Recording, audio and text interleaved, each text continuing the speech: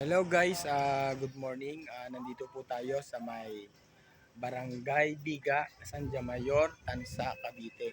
Ito po yung ating bagong project na Montera Verde 2. So, developed by Borland Development Corporation. So guys, ito po yung ating project. So, ngayon po nag-start na po siya yung construction ng ating model unit. At the same time, develop na po yung ating area at ayan po yung ating mapa, ayan po yung house specification at yung ating pinaka model unit po. So 3 bedroom po siya, 2 toilet and bath.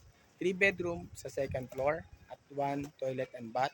At doon po sa ating ground floor, nandun na po yung living area, kitchen area, dining area, service area, and yung ating pong toilet and bath sa ground floor. So guys, yan makikita nyo po, develop naman na po yung ating community. So ang kailangan na lang po ay itayo ang ating mga unit. So guys, yan makikita nyo po, ito po yung bahay na magiging itsura niya. Ayan po.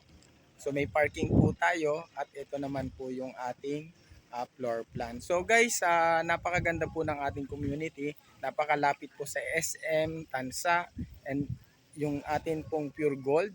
At kung gusto po natin mag-Robinson sa may bandang Gentry. So boundary lang po ito, napakalapit lang po. Ayan, nakikita nyo po guys, develop naman na po siya. Bahay na lang po ang ating kailangan dito sa ating community.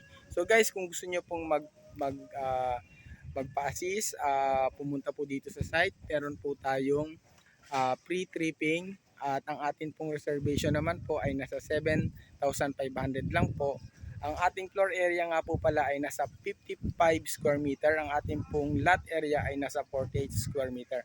Kaya meron pong parking ang ating property. So guys, PM nyo lang po ako, i-message nyo lang po ako kung kailan po kayo magpa-site viewing. Maraming salamat po.